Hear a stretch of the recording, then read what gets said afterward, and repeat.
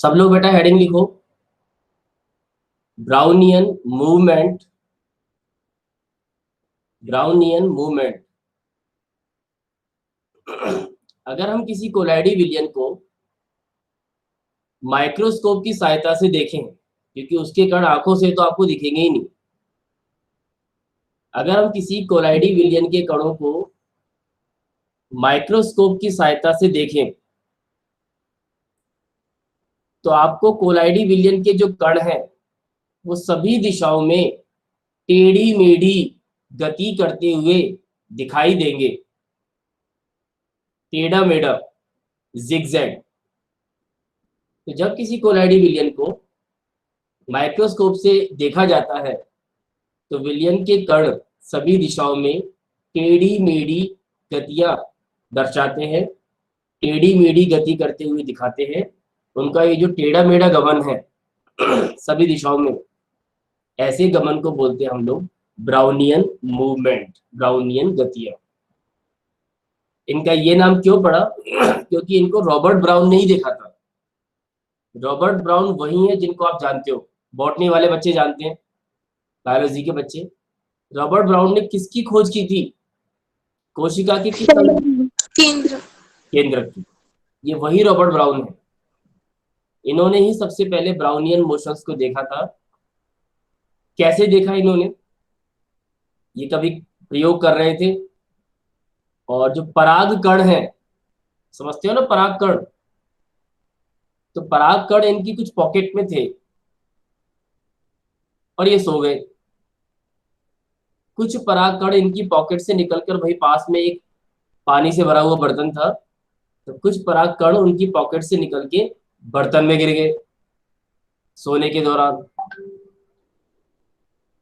जब वो उठे और उन्होंने देखा कि भाई पॉकेट में से मेरे पराग कण निकल गए, बड़े छोटे छोटे कण होते हैं, और उनको अंदाजा लगा कि यार ये पानी में गिर गए। तो पानी में गिरे हुए पराग कणों को देखने के लिए उन्होंने उस समय जो लेंस काम आते थे, उस समय के लेंस से उन्होंने उन कणों को पानी में ढूंढने की कोशिश की। और जब उन्होंने उस समय के लेंस से उन पराग कणों को पानी में ढूंढने की कोशिश की तो उनको पानी में वो कण टेढ़े मेढ़े, वो पराग कण जो थे वो पानी में टेढ़े मेढ़े गति करते हुए दिखाई दिए। उससे डिस्कवरी हुई थी ब्राउनियन मूवमेंट की, वहां से ये नाम आया है ब्राउनियन मूवमेंट। सवाल यह है, ब्राउनियन मूवमेंट जो होता है वो किसी कोलाइडी विलयन के स्थायित्व के लिए एक अच्छी बात है या एक बेकार बात है? क्वेश्चन ये है कि कोलाइडी विलयनों में पाई जाने वाली जो ब्राउनियन मूवमेंट्स है वो उसकी स्टेबिलिटी के लिए, उसके स्थायित्व के लिए अच्छी बात है या बेकार बात है? क्वेश्चन ये है मेरा आपसे। क्या सोचते हो आप? आपको क्या लगता है ये टेढ़ी मेढ़ी गतियां जो हो रही हैं ये स्थायित्व को बढ़ाएंगी या घटाएंगी? What you feel, what you think? क्या सोचते हो आप लोग? टेल मी बेटा। घटाएंगी। घटाएंगी। क्या कारण लगता है आपको? घटाने का कारण क्या लगता है? स्थायित्व को कम करने का कारण क्या लगता है? टेल मी बेटा। ऊर्जा बढ़ जाएगी। ऊर्जा बढ़ जाएगी। Anyone else? और कोई बेटा? कोई और बच्चा बताएगा मुझे अपने विचार? तो सुन लो बेटा। क्योंकि सर वो उनके बोलो बोलो बेटा बोलो। कोलाइडी विलयन का कण तो पहले से ही छोटे होते हैं और वो हिलेंगे तो और ज्यादा खुल जाएंगे और छोटे हो कोलाइडी जाएंगे। विलयन के कण बहुत छोटे भी नहीं होते, ठीक होते, कोलाइडी परास में होते। तो पहले तो ये समझो कि स्थायित्व को कम नहीं करते हैं, बढ़ाते हैं। एक तो ये पिक्चर क्लियर करो कि ब्राउनियन मोशन जो होता है, ब्राउनियन मूवमेंट जो होता है, वो कोलाइडी विलयनों के स्थायित्व को बढ़ाने का काम करते हैं। कैसे बढ़ाते हैं ये गतियां होती क्यों हैं, उसकी कारण क्या है?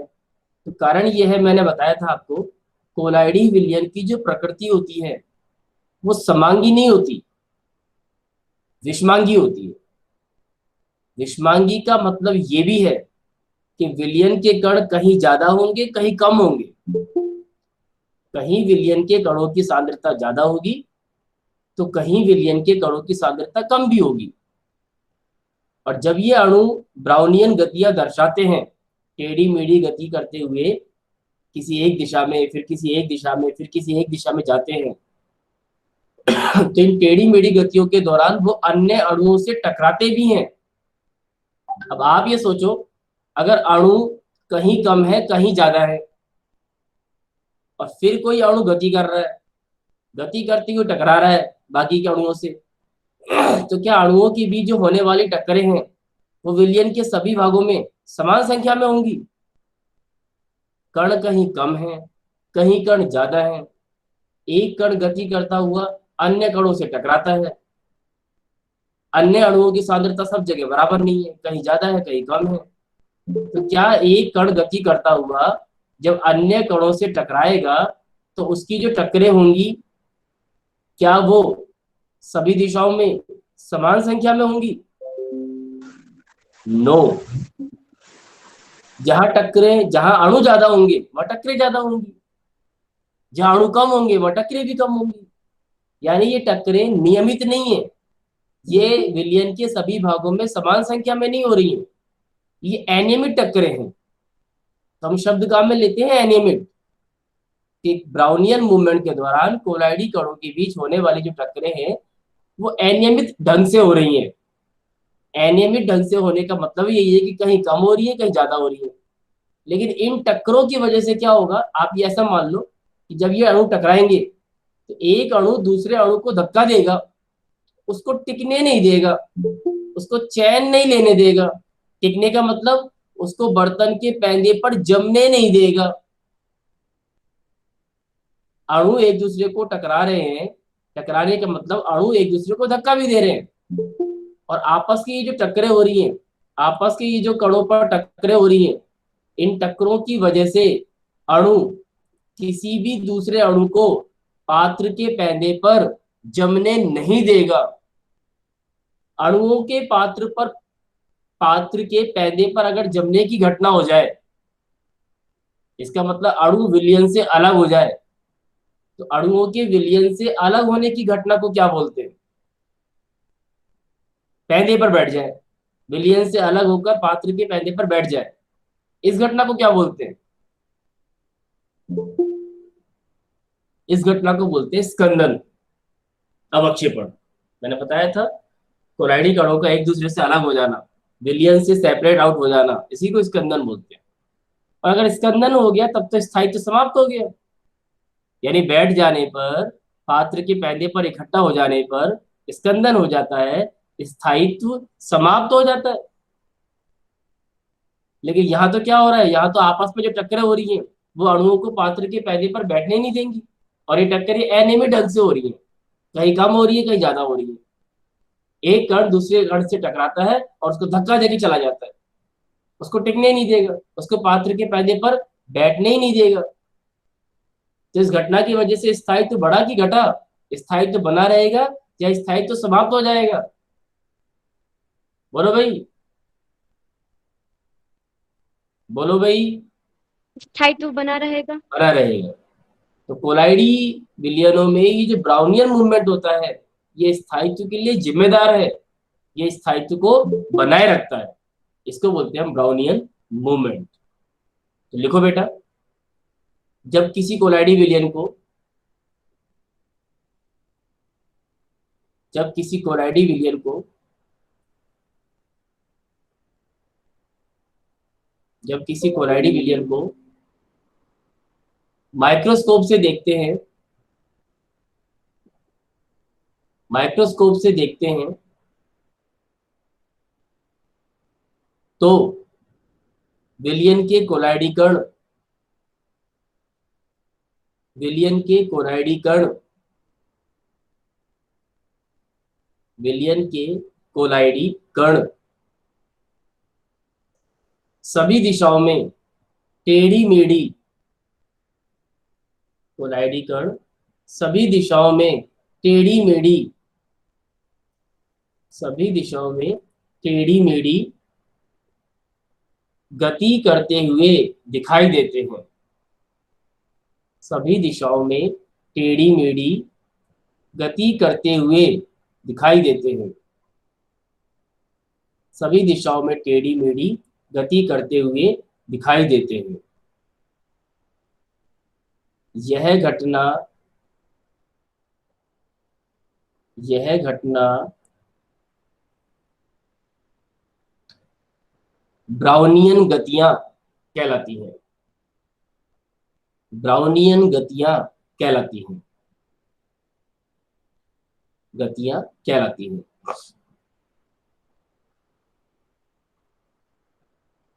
लाइन चेंज करो। इन गतियों का कारण है इन गतियों का कारण है इन गतियों का कारण है कोलाइडी कणों के बीच होने वाली इन गतियों का कारण है कोलाइडी कणों के बीच होने वाली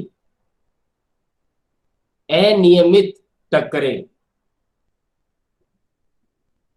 अनियमित टक्करें।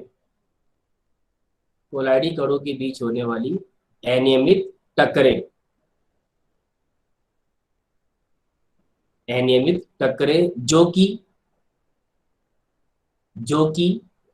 विलयन की विषमांगी प्रकृति जो कि विलयन की विषमांगी प्रकृति जो कि विलयन की विषमांगी प्रकृति के कारण विलयन की विषमांगी प्रकृति के कारण संपन्न होती है। प्रकृति के कारण संपन्न होती है। संपन्न होती है। लाइन चेंज करो। चूंकि इन गतियों के कारण कोलाइडी कण पात्र के पैंधे पर चूंकि इन गतियों के कारण कोलाइडी कण पात्र के पैंधे पर बैठते नहीं हैं। पात्र के पैंधे पर बैठते नहीं हैं। पात्र के पैंधे पर बैठते नहीं हैं। अर्थात इन गतियों के कारण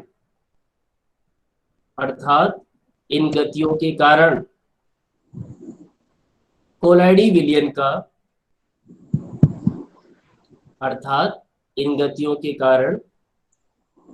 विलयन का स्कंदन नहीं होता। इन गतियों के कारण कोलाइडी विलयन का स्कंदन नहीं होता। स्कंदन नहीं होता। एक सवाल का जवाब दो। अगर किसी कोलाइडी विलयन के कणों के आकार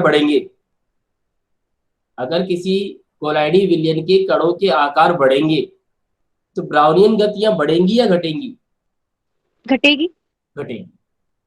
क्योंकि आकार बढ़ने के साथ स्कंदन की प्रवृत्ति बढ़ेगी। आकार बढ़ने के साथ सस्पेंशन बनता जाएगा, निलंबन बनेगा। जो निलंबन होते हैं उनके स्कंदन आसानी से हो जाते हैं। आकार बढ़ेगा, आकार बढ़ने पर गतियां कम हो जाएंगी। आकार बढ़ेगा तो जो उनके पास ऊर्जा होगी गति करने के लिए वो ऊर्जा कम हो जाएगी। मोटा आदमी तेज भागता है या धीरे भागता है? मोटा आदमी तेज भागेगा, धीरे भागेगा? धीरे भागेगा। तो अगर ये वजनी हो जाएंगे, बड़े हो जाएंगे, भारी हो जाएंगे तो इनकी गतियां कम हो जाएंगी। गतियां कम हो जाएंगी तो फिर इसका मतलब स्कंदन धीरे धीरे आसान हो जाएगा। तो लाइन चेंज करके लिखो। ब्राउनियन गतियां कॉमा कोलाइडी कणों के आकार के ब्राउनियन गतियां कॉमा कोलाइडी कणों के आकार के व्युत्क्रमानुपाती हैं। कोलाइडी कणों के आकार के व्युत्क्रमानुपाती हैं। व्युत्क्रमानुपाती हैं। अर्थात व्युत्क्रमानुपाती हैं, अर्थात आकार बढ़ने के साथ ब्राउनियन गतियां घटेंगी, आकार बढ़ने के साथ ब्राउनियन गतियां घटेंगी,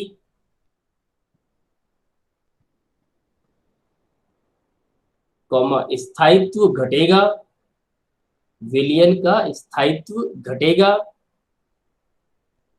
विलयन का स्थायित्व घटेगा, क्योंकि स्कंदन की संभावना बढ़ेगी, क्योंकि स्कंदन की संभावना बढ़ेगी, स्कंदन की संभावना बढ़ेगी, बढ़ेगी, बढ़ेगी। अब लिखो बेटा, ये बहुत इंपॉर्टेंट टॉपिक है। अब इस चैप्टर का मेन पार्ट चलेगा। आप लिखो हेडिंग, कोलाइडी कणों पर आवेश, कोलाइडी कणों पर आवेश, कोलाइडी कणों पर आवेश। देखो बेटा, वास्तविक विलयन के कणों पर कोई आवेश नहीं होता। अगर आप पानी में 1 चम्मच नमक को घोल दो, विलयन तैयार हो गया। क्या विलयन के कणों पर कोई आवेश होगा? विलयन के जो कण होंगे, जिसमें पानी में नमक घुला हुआ है, विलयन तैयार हो गया है, तो क्या विलयन के कणों पर आवेश होगा? एक तो ये बात बोलता हूं कि विलयन के कणों पर आवेश होगा, एक ये बात बोलता हूं कि विलयन में आयन उपस्थित होंगे, उन आयनों पर आवेश होगा। कौन सी बात सही है? अगर हम 1 गिलास पानी में नमक को घोलेंगे तो विलयन के कणों पर आवेश होगा। एक तो ये लाइन बोल रहा हूं मैं, एक विलयन में आवेशित आयन उपस्थित होंगे, एक ये बात बोल रहा हूं मैं। कौन सी बात सही है? आयन उपस्थित होंगे। आयन वाले आवेश आयन मान लो अगर आपने NaCl को बोला तो Na+ अलग होगा, Cl- अलग होगा, तो विलयन में आवेशित आयन उपस्थित होंगे, ये है बात। विलयन के कणों पर कोई आवेश नहीं होगा, क्योंकि विलयन में तो दोनों तरह के कण हैं, धनावेशित कण भी हैं, विलयन में ऋणावेशित कण भी हैं। विलयन में धनायन भी हैं, विलयन में ऋणायन भी हैं। और धनायन पर टोटल जितना धनावेश होगा, ऋणायनों पर भी टोटल उतना ही ऋणावेश होगा, यानी कुल मिलाकर विलयन विद्युत का उदासीन होगा। कोलाइडी विलयनों में ऐसा नहीं होता।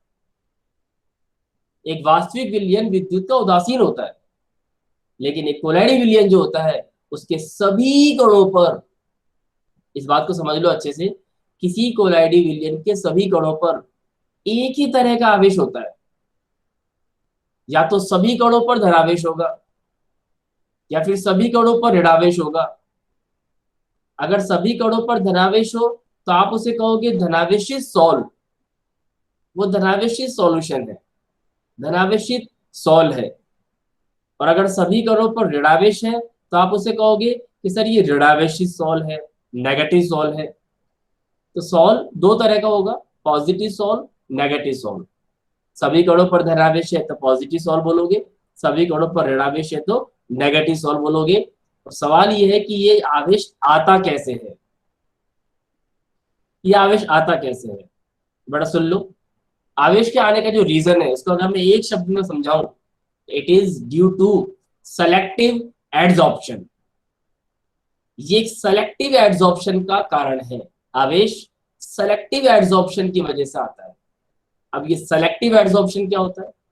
सेलेक्टिव एड्सॉर्प्शन का मतलब ये होता है कि जब कोलाइडी विलयन तैयार हो रहा होता है, जब कोलाइडी विलयन बन रहा होता है, उसी दौरान ये कोलाइडी विलयन क्या करते हैं, विलयन में से ही, बाहर से नहीं आ रहा कहीं से, विलयन में से ही किसी एक आयन को, चाहे धनायन को चाहे ऋणायन को, इनमें से किसी एक को, जिस समय कोलाइडी विलयन तैयार हो रहा होता है उस समय विलयन के कण विलयन में से ही किसी एक आयन को, या तो धनायन को या फिर ऋणायन को, इसीलिए बोल रहा हूं सेलेक्टिव, सिलेक्शन करते हैं बाकायदा, किसी एक ही आयन को, चाहे धनायन को चाहे ऋणायन को, दोनों को नहीं, किसी एक आयन को अपने पृष्ठ पर अधिशोषित करते हैं, उनसे कहते हैं आओ और हम पर जम जाओ। तो कोलाइडी विलयन के कण जो होते हैं वो विलयन में से ही किसी एक प्रकार के आयन को अपने पृष्ठ पर अधिशोषित होते हैं। तो जैसा आयन का अधिशोषण होगा वैसा आवेश आ जाएगा। अब सवाल ये कि सर ये कैसे तय हो कि धनायन का अधिशोषण होगा कि ऋणायन का अधिशोषण होगा, ये डिसाइड कैसे होगा? इसका रीजन क्या है? अधिशोषण में कौन सी चीज आपकी हेल्प करेंगी, अच्छे से आवेश कब आ पाएगा, इन सारी चीजों को आपको समझना है। तो पहले तो ये समझो कि किसी कोलाइडी विलयन के सभी कोणों पर एक ही तरह का आवेश होता है, सब पर धनावेश होगा या सब पर ऋणावेश होगा। और आगे बढ़ने से पहले मेरे एक सवाल का जवाब दो, अगर किसी कोलाइडी विलयन के सभी कोणों पर आवेश आ जाए, एक ही तरह का आवेश आ जाए, तो ये विलयन के स्थायित्व के लिए अच्छी बात है कि बेकार बात है? अगर किसी कोलाइडी विलयन के सभी कणों पर एक ही तरह का आवेश आ जाए तो कोलाइडी विलयन के स्थायित्व के लिए ये एक बेहतर बात होगी या एक बेकार बात होगी? Tell me. सभी कणों पर एक ही तरह का आवेश है, बताओ बेटा, अच्छी बात या बेकार बात? बेकार। नो, ये समझ लो अच्छी बात होगी। अच्छी बात ना होती तो टॉपिक नहीं पढ़ रहे होते। अच्छी बात होगी, क्यों? दोबारा समझो मैं क्या कह रहा हूं। मैं कह रहा हूं कोलाइडी विलयन के सभी कोणों पर एक ही तरह का आवेश होता है, सब पर धनावेश होगा या सब पर ऋणावेश होगा। सॉरी, क्योंकि सभी कोणों पर एक ही तरह का आवेश है तो उनमें आपस में क्या लगेगा? प्रतिकर्षण। प्रतिकर्षण। और चूंकि सभी कणों पर एक ही तरह का आवेश है तो उनमें आपस में प्रतिकर्षण लगेगा। तो अगर प्रतिकर्षण लगेगा तो क्या वो जरूरत से ज्यादा एक दूसरे के पास आ पाएंगे? नो। नो। और अगर वो जरूरत से ज्यादा एक दूसरे के पास ही नहीं आ पाएंगे तो क्या वो पुंजित होकर के भारी कणों का निर्माण कर पाएंगे? नहीं। नो। और अगर वो पुंजित होकर के भारी कणों का निर्माण नहीं कर पाएंगे तो कोलाइडी विलयनों से भारी कण किसके होते हैं?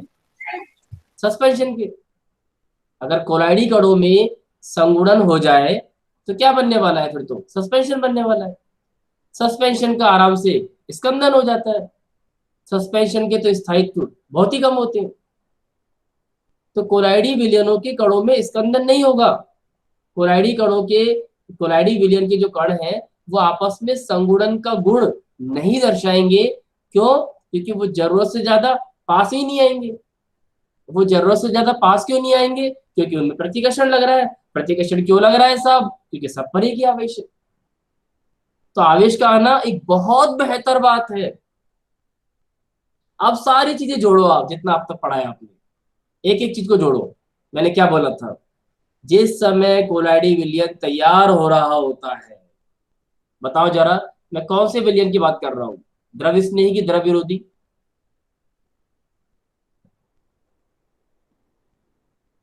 द्रव स्नेही। द्रव स्नेही की बात कहाँ करते हैं? द्रव स्नेही बनाना तो बहुत ही आसान काम होता है, उसमें तो विशिष्ट विधि पढ़ते ही नहीं है हम। ये जो विशिष्ट विधियों की चर्चा की जाती है वो द्रव स्नेही के लिए नहीं की जाती है। विशिष्ट विधियों की चर्चा किसके लिए करते हैं? हमेशा द्रव विरोधी के लिए। उनको बनाना मुश्किल होता है, उनके लिए हमने पढ़ा था अलग अलग विधियां, जिसमें हमने पढ़ा था यांत्रिक परिक्षेपण, ब्रैडिक्स आर्क मेथड। ये सारी किसकी विधियां थी? द्रव विरोधी की। द्रव स्नेही में तो करना ही कुछ नहीं है, परिक्षिप्त प्रावस्था को परिक्षेपण माध्यम में मिलाओ, हल्का सा हिलाओ, विलयन तैयार।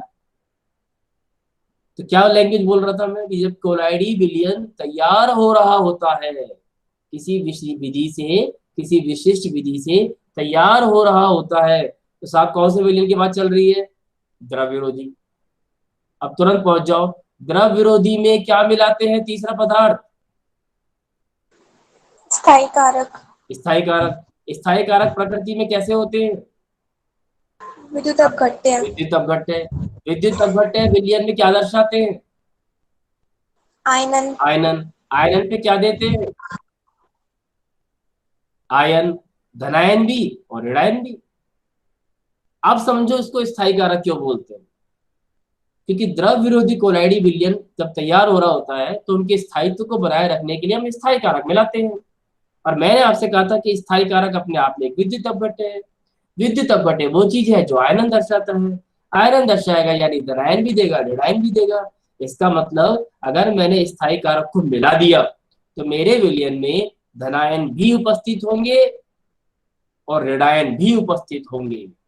और उसके बाद मैंने क्या बोला था, जिस समय विलयन तैयार हो रहा होता है उसी समय उसी दौरान विलयन के कोलाइडी कण यानी परिक्षिप्त प्रावस्था के कण विलयन में से ही किसी एक आयन को अधिशोषित कर लेते हैं। तो वो जो धनायन और ऋणायन का अधिशोषण होने वाला है वो आयन किसके हैं साहब? वो आयन किसके हैं? स्थायी कारक के। वो आयन किसने दिए हैं विलयन में? स्थायी कारक ने। क्योंकि स्थायी कारक विद्युत अपघट्य प्रकृति का है, विलयन में डालते ही इसको आयरन हो चुका होगा, वो धनायन ऋणायन में टूट चुका होगा, उसी के किसी धनायन को या किसी ऋणायन को परिक्षिप्त प्रावस्था के जो कण होते हैं वो अपने पृष्ठ पर अधिशोषित करेंगे जिससे आवेश आएगा। कुछ बातें समझ में आ रही हैं क्या? बोलो बेटा। Yes sir. सब लोग बताओ भाई। सुन लो बेटा, होता क्या है, जब हम किसी द्रव विरोधी कोलाइड को किसी विशिष्ट विधि से बना रहे होते हैं तो जब आप कोलाइडी कण बोलते हो ना तो कोलाइडी कण बोलते वक्त तो आप बोला करो परिक्षिप्त प्रावस्था। परिक्षिप्त प्रावस्था के कणों को बोलते हैं हम लोग कोलाइडी कण, जब वो परिक्षेपण माध्यम के साथ मिक्स हो जाते हैं। तो जब हम किसी द्रव विरोधी कोलाइड को बना रहे होते हैं तो कोलाइडी विलयन के जो कण होते हैं वो विलयन में से ही किसी आयन को अपने पृष्ठ पर अधिशोषित कर लेते हैं, या तो धनायन को या ऋणायन को, जिससे सभी कणों पर एक ही तरह का आवेश आएगा, सब पे धनावेश आएगा या सब पे ऋणावेश आएगा। ये आयन कौन देने वाला है? ये आयन कोई विद्युत अपघट्य देने वाला है। ये विद्युत अपघट्य हमने मिलाया क्यों है? क्योंकि इसी विद्युत अपघट्य को हम स्थायी कारक कह रहे हैं। और ये स्थायित्व कैसे कर रहा है, इसका रोल समझो आप। स्थायी कारक स्थायित्व कैसे प्रदान कर रहा है? स्थायी कारक यानी विद्युत अपघट्य जो आयनन दे चुका, जो धनायन ऋणायन दे चुका, तो साहब इसी के तो आयन को कोलाइडी कण लेके गए हैं, इसी के तो आयन को कोलाइडी कणों ने अपने पृष्ठ पर अधिशोषित किया है, इसी के आयनों की वजह से तो कोलाइडी कणों पर आवेश आया है, इसी की वजह से कोलाइडी कणों पर एक ही तरह का आवेश आया है।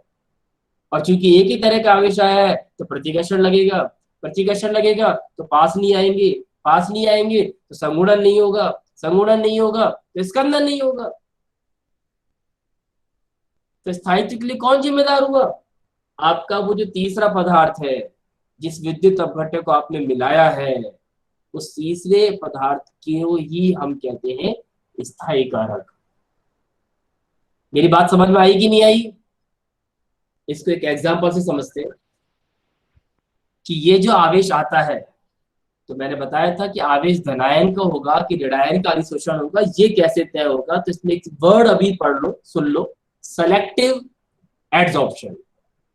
सिलेक्शन करके किसी धनायन का या किसी ऋणायन का सिलेक्शन करके केवल उसका एड्सॉर्प्शन होगा। थोड़ा ध्यान दो, एड्सॉर्प्शन किसका होगा, अधिशोषण किसका होगा? तो उसका होगा जो विलयन में आधिक्य में हो और जो कोलाइडी कणों के साथ कॉमन हो। जैसे अब जरा सामने देख लो बेटा, मैं एग्जांपल लेता हूं। सपोज करो मैंने एक द्रव विरोधी कोलाइडी विलयन को तैयार करने की अभिक्रिया लिखी, मैंने रासायनिक विधियां भी बताई थी आपको। तो सपोज करो मैंने किसी कोलाइडी विलयन को तैयार करने की एक रासायनिक अभिक्रिया लिखी। उस रासायनिक अभिक्रिया में मैं दो चीजों को मिक्स कर रहा हूं, एक KI एक्वस, दूसरा मैं मिला रहा हूं सिल्वर नाइट्रेट, ये भी एक्वस। इन दोनों को मैंने मिलाया, इन दोनों को मिलाने पर मेरा अवक्षेप जो बना वो बना AgI का, प्रेसिपिटेट, प्लस विलियन किसका रह गया मेरा, KNO3 का। विलियन अब किसका रह जाएगा, KNO3 का। ठीक है, फिर मैंने आपको उस दिन समझाया था कि ये जो अवक्षेप है, जो पहली बार आपको मिलाते ही बनाया है, ये अवक्षेप तो अपने को आंखों से ही दिख रहा है, तो क्या ये कोलाइडी कण है? परिक्षिप्त प्रावस्था कौन है इसमें, AgI या KNO3? KNO3 तो विलियन है, एक्वस लिखा है मैंने यहाँ पर। तो इस विलियन में कौन उपस्थित है, AgI उपस्थित है, यानी मेरे यहाँ पर परिक्षिप्त प्रावस्था AgI है। पर क्या मैं उसको अभी परिक्षिप्त प्रावस्था बोलूं? ये तो अवक्षेप है। अवक्षेप के कण तो आंखों से दिखते हैं, जो आंखों से दिखते हैं वो तो निलंबन के कण होते हैं। तो मैंने क्या बताया था आपको, आप इसको गर्म करो, गर्म करके इस अवक्षेप को दोबारा घोलो। जब इस अवक्षेप को दोबारा घोलते हैं गर्म करके, तो मैंने बताया था इसके कणों के जो आकार होंगे अवक्षेप के, वो थोड़े छोटे हो जाएंगे। गर्म करने से ये वापस घुल जाएगा। वापस घोलने के बाद क्या करो, वापस ठंडा करो। ठंडा करोगे तो क्या होगा, दोबारा अवक्षेप बनेगा। जो दोबारा अवक्षेप बनेगा उसके कणों के आकार पहले वाले अवक्षेप के कणों के आकार से छोटे होंगे। मेरी बात समझ में आ रही है क्या?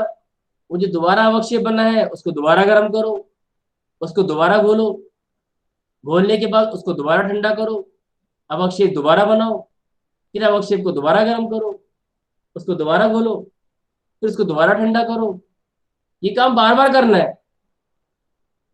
इस काम को बोलते क्या है, इस काम को हम केमिस्ट्री की लैंग्वेज में कहते हैं अवक्षेप का पाचन, डाइजेशन ऑफ प्रेसिपिटेट। क्या बोलते हैं बेटा इसको, अवक्षेप का पाचन। बार बार गर्म करना और ठंडा करके बार बार अवक्षेप बनाना। ऐसा हम क्यों कर रहे हैं, ऐसा हम इसलिए कर रहे हैं कि ऐसा करने से बार बार अवक्षेप तो फिर भी मिल रहा है, ठंडा करने पर मिल तो रहा ही है। फायदा ये हो रहा है कि आपकी जो अवक्षेप के कण है वो धीरे धीरे छोटे होते जा रहे हैं। और मुझे बताओ, जब इस अवक्षेप के कण धीरे धीरे छोटे होते जाएंगे तो उनका पृष्ठीय क्षेत्रफल बढ़ेगा बढ़ेगा। बढ़ेगा। और जैसे जैसे अवक्षेप के कण छोटे होते जाएंगे, इनका पृष्ठीय क्षेत्रफल बढ़ेगा, तो इनके अधिशोषण की क्षमता भी बढ़ेगी। बढ़ेगी। पृष्ठीय क्षेत्रफल बढ़ेगा तो अधिशोषण की क्षमता भी बढ़ेगी। आप ऐसा करते करते तब तक पहुंच जाओ जब तक इस अवक्षेप के कण छोटे होते होते होते कोलाइडल रेंज में ना आ जाए। तो जैसे जैसे ये छोटे होते होते होते कोलाइडल रेंज में आ जाए, तो जब ये कोलाइडल रेंज में आ जाए तो ठंडा मत करना, क्योंकि अगर फिर ठंडा कर दिया तो वापस अवक्षेप बन जाएगा। अपने को अवक्षेपण करवाना नहीं है, अपने को तो कोलाइडी विलयन तैयार करना है। यानी अपना ये जो AgI पदार्थ है ये अपने को विलयन से अलग नहीं करना है। ये जो अपना AgI पदार्थ है उसको KNO3 में ही घुला रखना है। जब तक ये KNO3 में घुला रहेगा तब तक ही कोलाइडी विलयन होगा।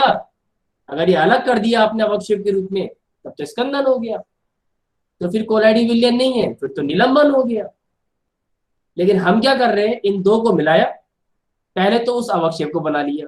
ये अवक्षेप क्या है, ये अवक्षेप परिक्षिप्त प्रावस्था है, लेकिन मैं अभी इसको परिक्षिप्त प्रावस्था नहीं बोल पा रहा क्योंकि अभी तो कणों के आकार बड़े हैं।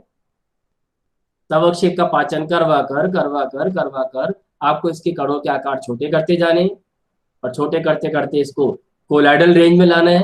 और जब ये कोलाइडल रेंज में आ जाएगा तो ठंडा करके वापस अवक्षेप नहीं बनाना है। वो जो छोटे कण होंगे वो जो विलयन के साथ उपस्थित होंगे उस समय ऑटोमेटिकली आपका कोलाइडी विलयन तैयार हो चुका होगा। अब समझना क्या है, जब ये अवक्षेप का पाचन चल रहा है उस समय कणों के आकार छोटे हो रहे हैं, पृष्ठीय क्षेत्रफल बढ़ रहा है, तो अधिशोषण की क्षमता भी बढ़ रही है। अधिशोषण की क्षमता बढ़ने की वजह से अब ये विलयन में से किसी आयन को अपने पृष्ठ पर आकर्षित करेंगे। तो मान लो ये है AgI का कोलाइडी कण, मैं इसको AgI का कोलाइडी कण मान लेता हूं, यानी छोटा होता होता वो कोलाइडी पास में आ चुका और विलयन में उपस्थित है, अब ये अवक्षेप नहीं है। तो AgI के इस कोलाइडी कण को ले रहा हूं मैं कि मान लो ये AgI का कोलाइडी कण है और ये आपका AgNO3 में उपस्थित है, कोलाइडी विलयन तैयार हो चुका है। लेकिन मैंने क्या बोला था कि विलयन जिस समय तैयार हो रहा होता है उसी दौरान ये जो कोलाइडी कण है ये अपने पृष्ठ पर किसी आयन को अधिशोषित करेगा। अब किस आयन को अधिशोषित करेगा, तो आप देखो जरा, ये अपना विलयन है KNO3। KNO3 एक आयनिक यौगिक है, एक वैद्युत अपघट्य है। ये कौन कौन से आयन दे सकता है? K+ और NO3 माइनस, यानी KNO3 के विलयन में कौन कौन से आयन ऑलरेडी उपस्थित होंगे? K+ उपस्थित होगा और NO3 माइनस उपस्थित होगा, यानी धनायन भी है यानी ऋणायन भी है। इन्हीं में से किसी एक को खींचेंगे ये, या तो ये K+ को खींचेंगे अपने पृष्ठ पर, या ये NO3 माइनस को खींचेंगे अपने पृष्ठ पर। एक तो ये दिमाग लगेगा, या आपको AgI को देखना है, AgI में कौन कौन से आयन उपस्थित हैं। तो AgI जो बना है वो Ag+ और I- से बना I-। है। तो या तो ये Ag+ को अधिशोषित करे या I- को अधिशोषित करे। तो आपके दिमाग में अब दो सवाल पैदा होंगे कि सर ये अपने पृष्ठ पर किसको अधिशोषित करेगा, खुद के जैसे आयनों को या विलयन के पड़े हुए आयनों को। खुद के जैसे आयनों का मतलब या तो Ag+ या I-, और विलयन में पड़े हुए आयनों का मतलब या तो K+ और NO3-। ये एक इंपॉर्टेंट बात है, यही बात आपको समझनी है। यहां पर वो वर्ड काम में लेना है जिसको मैंने कहा था सेलेक्टिव एडसॉर्प्शन। कितनी चॉइस है इसके पास? धनायन की चॉइस देखो, धनायन की चॉइस है Ag+ और K+। ऋणायन की चॉइस क्या क्या है? I- और NO3-। तो चॉइसेस तो बहुत है इसके पास, लेकिन ये किसको अधिशोषित करता है इसी को समझना है, और इसी को मैं बोल रहा हूं सेलेक्टिव एडसॉर्प्शन। तो बेटा सुन लो, एडसॉर्प्शन किसका होगा, उसकी दो शर्तें हैं। यहां पृष्ठ पर किस आयन का अधिशोषण होगा, तो इसकी दो शर्तें हैं। पहली शर्त, उसी आयन का अधिशोषण होगा जो अवक्षेप के साथ कॉमन हो, यानी वो आयन आपके कोलाइडी कणों, अवक्षेप के कणों पर भी उपस्थित हो, उसी आयन का अधिशोषण होगा। तो क्या K+ का होगा? क्या K+ हमारे अवक्षेप के आयनों में है? बोलो भाई, क्या K+ का अधिशोषण पृष्ठ पे हो सकता है? क्या K+ अवक्षेप के आयनों में है? नो। क्या NO3- का हो सकता है? नो। क्या Ag+ का हो सकता है? यस। क्या I- का हो सकता है? यस। यानी अवक्षेप के पृष्ठ पर अवक्षेप जैसे आयनों का ही अधिशोषण होगा। ये जो विलयन के दो आयन पड़े हुए हैं ना, ये पड़े हुए हैं, इनका अधिशोषण नहीं होगा। अवक्षेप के पृष्ठ पर अवक्षेप जैसे आयनों का ही अधिशोषण होगा, या तो Ag+ का होगा या I- का होगा। शर्त नंबर 1। शर्त नंबर 2, उस आयन का अधिशोषण होगा जो विलयन में शेष बचा हुआ हो, आधिक्य में उपस्थित हो। इस बात को समझाने के लिए मैं ये मान लेता हूं कि जब मैंने ये दो विलयन मिलाए हैं, Ki को और AgNO3 को, तो सपोज करो उस समय Ki एक्सेस में था, Ki की मात्रा सिल्वर नाइट्रेट से ज्यादा थी। तो यहां दिमाग लगाओ बेटा, अगर Ki AgNO3 से ज्यादा है, इसका क्या मतलब है? इसका मतलब है कि K+ Ag+ से ज्यादा है और I- NO3- से ज्यादा है। ज्यादा K+ है और ज्यादा I- है। Ag+ कम है, NO3- कम है। तो Ag+ तो क्या करेगा, जितना Ag+ विलयन में होगा उतना I- रिएक्शन करके AgI बना लेगा। जितना NO3- उपस्थित होगा उतना ही K+ रिएक्शन करके KNO3 बना लेगा। लेकिन I- और K- क्या पूरे पूरे खर्च हो गए अभिक्रिया में? I माइनस और K प्लस क्या पूरे पूरे खर्च हो गए इस अभिक्रिया में? नहीं, क्योंकि ये आधिक्य में है, यानी ये शेष बचे रहेंगे अभिक्रिया के दौरान। तो शेष कौन कौन से बचे रहेंगे? शेष K प्लस बचा रहेगा और शेष I माइनस बचा रहेगा, क्योंकि K प्लस NO3 माइनस से ज्यादा है और I माइनस Ag प्लस से ज्यादा है। मैंने पहले ही इनको एक्सेस में ले रखा है। तो अभिक्रिया हमेशा रस समीकरण मिति के अनुसार होती है। जितना Ag होगा उतना I माइनस चला जाएगा AgI की फॉर्म में, जितना NO3 माइनस होगा उतना K प्लस चला जाएगा KNO3 की फॉर्म में। लेकिन बचे हुए आयन K प्लस के होंगे, बचे हुए I माइनस भी होंगे। इधर मैंने क्या समझाया? अधिशोषण किसका होगा कि साहब या तो Ag प्लस का होगा या I माइनस का होगा, शर्त नंबर 1। दूसरी शर्त क्या बता रहा हूं? उसका होगा जो शेष बचा होगा, जो विलयन में आधिक्य में बचा हुआ रह जाएगा। तो क्या विलयन में Ag प्लस बचा हुआ रह गया है या विलयन में I माइनस बचा हुआ रह गया है? शेष कौन रह गया है, Ag प्लस या I minus? Tell me. I minus. शेष कौन बचा रह गया है? Ag प्लस तो कम थे, सारा Ag प्लस चला गया AgI के रूप में। तो विलयन में शेष कौन बचा हुआ है? मैंने यहाँ लिख रखा है, ये विलयन के शेष आयन, या तो K प्लस है या I माइनस है। लेकिन K प्लस का अधिशोषण होगा ही नहीं। अधिशोषण तो दो ही चीजों का हो सकता है, या तो Ag प्लस का या I माइनस का। तो शेष कौन बचा हुआ है? I माइनस बचा हुआ है, यानी इस पृष्ठ पर I माइनस का अधिशोषण होगा।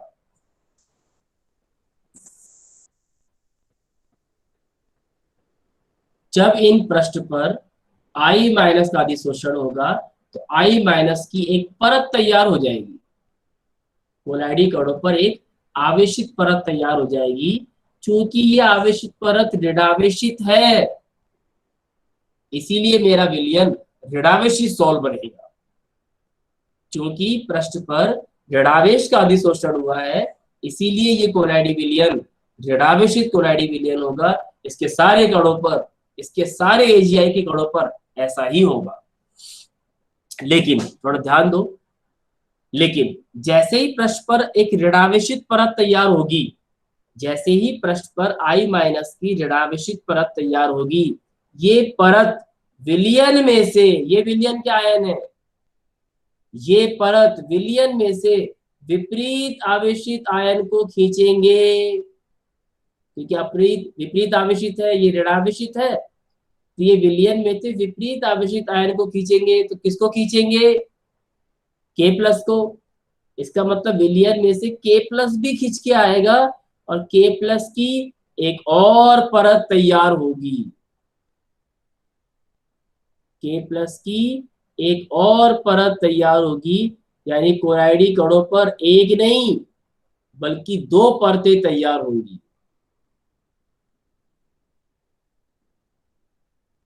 अब आप ये कहोगे कि सर अगर ऋणावेशित परत तैयार हो गई और उसके ऊपर धनावेशित परत तैयार हो गई, तब तो ये कण उदासीन हो गया। तो इसको आप आवेशित क्यों बोल रहे हो? तो उदासीन हो गया ये। यहाँ बेटा समझना क्या है, एक्चुअली जो पहली परत बनी है ये तो है मजबूत परत, इसको हम बोलते हैं स्टैटिक लेयर। स्टैटिक यानी फिक्स्ड। और ये जो होती है बार वाली, इसको बोलते हैं मोबाइल लेयर। मोबाइल यानी गतिशील। पहली जो परत बनी है वो तो बनी है अधिशोषण से, चिपक गई है परत, मजबूत परत है ये। जो दूसरी परत तैयार हुई है वो है सिर्फ आकर्षण से, विपरीत आवेशित आकर्षण से। तो दूसरी परत एक्चुअली मजबूत परत नहीं है, दूसरी परत बनती बिगड़ती रहती है।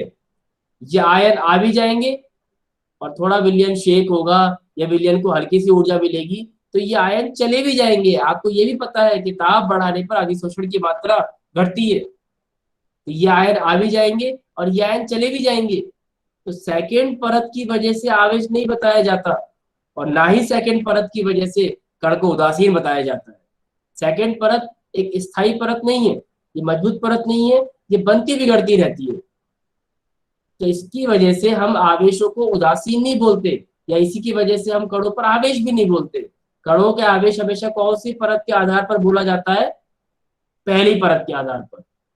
और चूंकि यह पहली परत किसी ऋणावेश से मिलकर बनी हुई है, इसीलिए मेरा ये जो कोलाइडल सॉल्यूशन तैयार होगा ये एक नेगेटिव सोल का एग्जांपल होगा। यानी अभी जो मैंने केस ले रखा है वो AgI का नेगेटिव सोल है।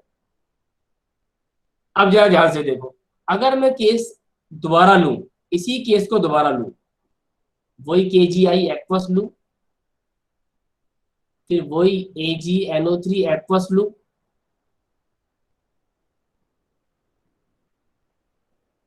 उसी AgI का अवक्षेप बनाओ और वही अपना विलयन हो जाएगा KNO3, जो 2 आयनों के रूप में होगा K+ और NO3-। अब दिमाग लगाओ बेटा, अब की बार मैं मान लेता हूं AgNO3 एक्सेस में है, तो अवक्षेप का कण तो वही AgI होगा, वही AgI होगा। अधिशोषण Ag+ का या I- का ही होगा। अब आपको ही देखना है कि अब की बार AgNO3 एक्सेस में है इसका मतलब Ag+ K+ से ज्यादा है, उधर NO3- I- से ज्यादा है, K+ कम है। जितना भी K+ है वो चला गया KNO3 में, जितना भी I- है वो चला गया AgI में। जब ये अभिक्रिया होगी तो विलयन में शेष कौन बचेंगे? शेष आयन होंगे Ag+ के और NO3। इधर मैं कह रहा था कि अधिशोषण किसका होता है? या तो Ag+ का होगा या I- का होगा, और उसका होगा जो शेष बचा हुआ होगा, जो आधिक्य में होगा।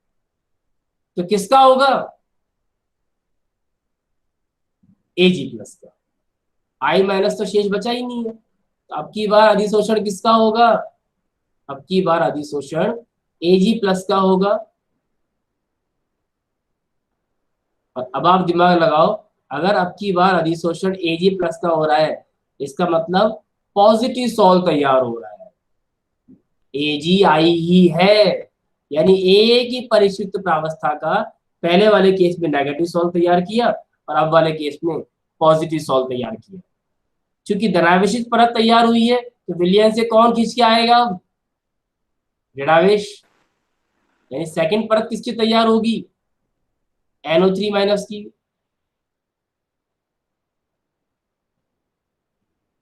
NO3- की, लेकिन फिर वही ये स्थायी परत नहीं होती,